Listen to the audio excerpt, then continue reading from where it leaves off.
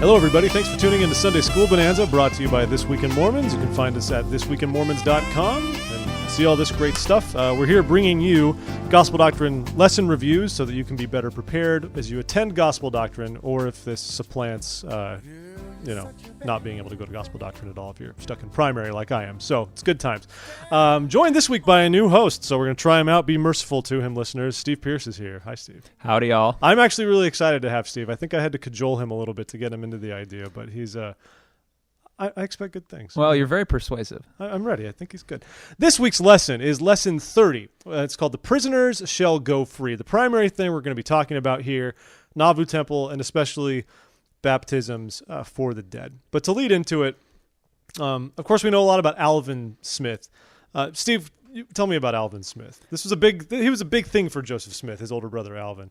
Yeah, I mean, Alvin died when Joseph, and very early in Joseph's ministry, actually before the church was even organized, but after Joseph receives the first vision, and he believed Joseph, and Joseph loved Alvin and respected Alvin as his older brother, and Alvin really was kind of a de facto figurehead in the Smith household when kind of Joseph Sr. couldn't really fulfill that role a lot of the time. Yeah. So Alvin was very beloved, and Joseph was very worried when Alvin died. Alvin died an untimely death. He was an unbaptized Christian. Although he was a good man, he wasn't baptized. And Joseph was very concerned and preoccupied through much of his life about what the state of Alvin's soul would be because he hadn't been baptized. So that very much informs him looking into this subject and being concerned and taking this subject before the Lord. Exactly. And that's why I love that President Hinckley points this out, because one of the things that Moroni said when he would come and repeat words to Joseph Smith and teach him, he recited the words from Malachi, which I don't remember exactly by memory right now, but the hearts of the children, turn to the fathers, etc., etc., etc. And this did intrigue Joseph Smith, but what is very significant about this is that before Joseph Smith was baptized, before he received the gold plates, before the priesthood was restored, any of that, there was mention of this idea of tying generations together and really, in effect, describing temple work. And I just love that really outlines what the grand purpose is of our Father in heaven. He wasn't saying, like, your grand purpose is solely for this record and then stuff will come down the line. It's like, hey, I want my children to have the opportunity to be exalted and to be united as eternal families. That's the main thing we're talking about here. And then piece by piece, I'm going to give you the tools in order to put it together. And so what's particularly cool is as we enter the Nauvoo era, it's different, of course. The Kirtland Temple ordinances, temple work, those things didn't transpire, either for oneself or for the dead. The Kirtland Temple was more, I honestly view it a lot like the Aaronic priesthood. It feels like it was the preparatory temple in a way, where a lot of other great things were restored there, keys, vital things that came to pass later on.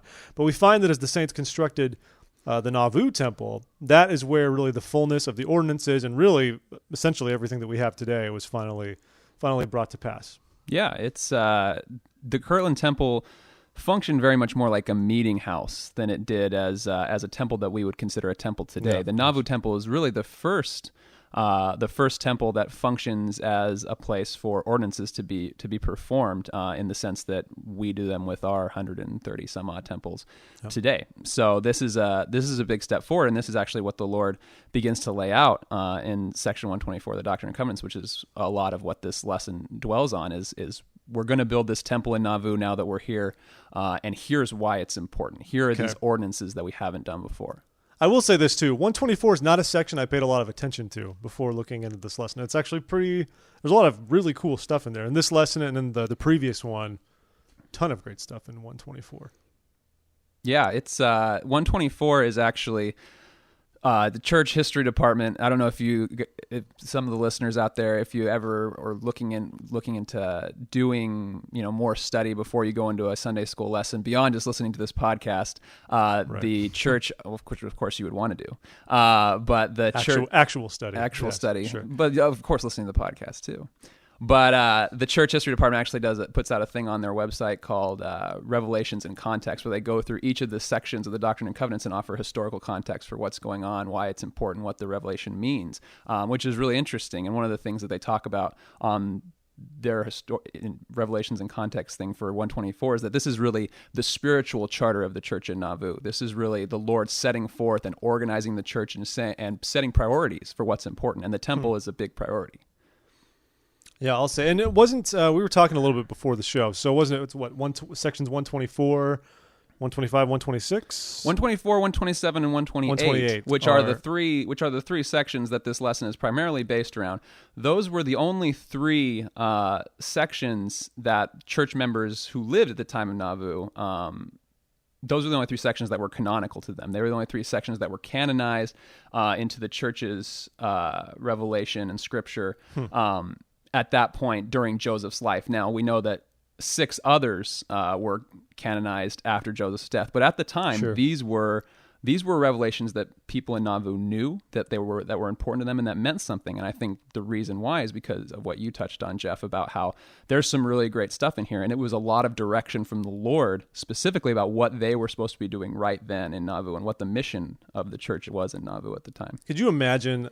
I can't imagine being in that era. I mean, we receive great instruction from our prophets in this day, but to actually have these sort of declared sections of revelation given to us to just have with us on our person, that, just have President Monson came, all right, I'm going to throw on section 140 now of the Doctrine and Covenants. I know I'm jumping a few more sections extra there, but and to just have that. I know organization came later on as far as the way that the book was put together.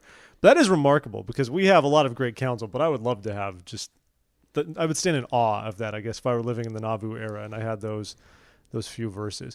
And some vital things, of course, were also talked about in section 124, namely the importance of the temple itself. The lesson outlines 3 main things. We talk about revealing additional priesthood ordinances to provide a place for baptisms of the dead, which is interesting because before that, I think they'd been doing some, correct me if I'm wrong, but they didn't have a set place for it. I know, was it before or after when they kept doing them when they were doing them in the Mississippi? Well, baptisms for the dead are actually announced about a year before this. This revelation comes in January of 1841. Baptisms for the dead are actually announced to the church at large in August of 1840, so a little bit. So it's like 6 months before, and the church cottons to this, and all the church members love this. They love this idea. It's a beautiful doctrine. They start doing it in the Mississippi River, and all the rivers around Nauvoo, and it's a big thing. And then when this revelation comes in January of 1841, it specifically says baptisms for the dead are supposed to be done in the temple. Restricted to the temple. Yeah, and that's why, and they continue to do them for a little bit while after this, but the Lord comes back about 8 or 9 months later and says, okay, until the temple is done, we're not doing anymore in the Mississippi River. We need to focus all our energies on getting the temple finished, getting the temple built so we can do this in the proper place. And interestingly enough, about a month later, Brigham Young dedicates a small temporary font in the basement of the temple, which had already been built at that time. That was the wooden one. Wooden font, in the bottom of the temple. And so they can start doing them. That's how great the appetite was. It was one of the first things that was built for the temple. Did they ever build a hewn from stone font in the Nauvoo Temple, or was the wood one the one that just stuck? I think they did ultimately. I'm not 100% certain on that, so I don't want to speak false doctrine or anything, but I believe they did. But I think the fact that they did build a temporary one and do it so quickly, because it took them 5 years after that point to finish the temple. Yeah. But the first thing they did was build that temporary wooden font to continue to do this work, because people were so taken by it and thought it was so important. Yeah. What's of interesting note, I was looking up my wife and I were talking about how the Nauvoo Temple was destroyed, and I wasn't sure if it was like lightning struck or a tornado or mobs or whatever. We just know it was was lit on fire, and some people even blamed Brigham Young sending people back to prevent it from being like desecrated or what have you.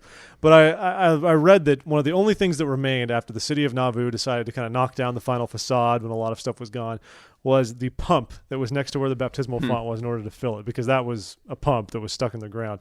And I love thinking that was that one thing that remained to fill up the font with water, and that was it. And it's amazing, of course, today, now that we have a temple just standing back on those same grounds. I remember I was on my mission when they dedicated the new Nauvoo Temple. That was pretty cool. You probably have a memory, I think, probably. Did you go to the dedication or anything when you were younger? I did go to the dedication on the simulcast, in my stake center. Yeah. And I remember doing that, the Hosanna shout for the first time. I'd never done it before. And so I remember thinking, why are we waving these handkerchiefs? This is quite unique and interesting. Yeah, we don't do this that often. It is strange when you think about it. But it was cool. It's a cool thing, but it's very unique. As far as I remember, that might have been the only church-wide closed-circuit simulcast for a temple dedication, I think. A lot of the time now when they have them, if it's regional, meeting houses beam it in, but I can't think of any other one that's been church-wide since those times. So I love baptisms for the dead. And honestly, it's like so many other things in the gospel makes perfect sense. This is my opinion, I guess. But To me, it makes perfect sense. Why wouldn't we do this? Because it's so obvious that there are saving ordinances related to everything in the gospel. And why would we leave those who don't have a chance to participate in them? Why would we not let them have the chance to do it? Like Alvin Smith is the perfect example. So, of course, this was near and dear to the prophet Joseph. And by being able to perform ordinances for the dead, just as it said in the New Testament, just as they were doing back then, it enabled people to, to accept those ordinances and to move on their path towards exaltation. And that's what I love. I mean, was it 1 Corinthians when we find all that great stuff? And I think we also find some in 2 Peter, I want to say. I might be off base here on my citations, but it's amazing. It's right there. Why are you baptizing for the dead? And I remember, I don't feel like this is too sacred to share. I was in the temple recently doing a sealing assignment, and the sealer took a lot of breaks to instruct us, which is like nothing I've ever done before. Usually they just kind of power through and get it done. Instead, he'd do something and be like, all right, let's take a break. And then he'd kind of just sit back in his chair and ask us if we had questions for him. It's a free-for-all. You're in the safe confines of the temple. And he talked about how he found a church in northern Germany that had a straight-up baptismal font, and some of the etchings in the language clearly made reference to it being for the fallen, in a sense. And he asked the people in this church, like, what's this all about? And this church dated back to, 400 AD or something like that? I don't know if my wife remembers or not. But point is, it was of the era, and this font was that old. And the people in the church today didn't even know what it was for. They're like, we don't know why this is here. We assumed, like, what is this? Baptisms for the dead? They had no clue, and it's amazing what truths can be lost when the floundering original church still was obviously able to, compel people to participate in those ordinances, just such as being baptized for the dead. Yeah. Even in Northern Europe, which is pretty far reach, I think, for the primitive church. Yeah, it's fascinating. Like you mentioned, the things that can be lost, and baptisms for the dead, to me, is one of the most beautiful doctrines of Mormonism. And this idea, the entire concept of doing work for those who didn't have the opportunity to do it themselves and giving them an opportunity in the next life. As Joseph used to say, of things that, he felt were true, it tastes good. And to me, it just tastes good. And so I've always appreciated that. And I loved, when I was younger, and used to go with your youth group to go to the temple and do baptisms for the dead. And those are, as someone who, grew up in the church, and I didn't have to be, I was born in the covenant, I wasn't sealed to my parents, so I'd never been to the temple other than doing baptisms for the dead. And that's really the first taste you get of the temple and the feelings that are there and the spirit that's there and that higher purpose that you're participating in these ordinances for somebody who, without your help, and without you being there on their behalf, is they're in trouble eternally, and they may not get an opportunity if you're not there helping them. And at the same time, it's a beautiful thing for you spiritually and a faith affirming activity. So it's a great thing. It's true, and it's wonderful to think about, to really try to think about who these people are. You don't always know them. But, to give these people a chance. And I myself, I've never taken my own names to do baptisms or anything like that. And that's something it's a goal I have, and it's something that I feel is lacking in my personal discipleship, actually getting my own names in the temple. But it's something I really want to do because I feel like it's wonderful. And once you're endowed and married and doing a lot of stuff, we don't often get to go do baptismal assignments. So it's something I find that I relish a lot more when I have that opportunity. When I was in a singles ward, it was great because there's so many sisters who haven't received their endowments yet, but they have a chance to do baptisms. And you see what a wonderful opportunity it is to serve and how much it lays the foundation for all the other ordinances of the temple. And then in that sense, the foundation, I think it's no shocker that baptismal fonts are almost always in a basement level where it's applicable in a temple. So absolutely. So we really hope that all of you will take the time to go to the house of the Lord, do baptisms for the dead. If you're not going, if you're not worthy of the temple, whatever it may be, take care of it, get in there, because the temple is a wonderful place. And there's such simplistic beauty in doing baptisms for the dead. It's one of the least weird things I honestly think about our church and our religion, even though when we're under the microscope, people try to point it out like it's some, weird thing that we're wrestling people into becoming Mormons, from beyond the grave. But I think it's pretty great. Steve, we thank you for taking the time to be with us this week. Anytime, sir. Nice for you to be here. Folks, we hope you'll find us again at thisweekinmormons.com, Facebook, Twitter, YouTube, Stitcher Radio. Subscribe on iTunes, do all that stuff. It's a laundry list that I get tired of saying. But if you want to send us an email, email us at contact@thisweekinmormons.com. You can email me. You can email it to Steve, and I'll pass it along to him, and he'll see it too, whatever you like. This has been Lesson 30. The prisoners shall go free. This is Sunday School Bonanza, bringing you quick gospel doctrine review.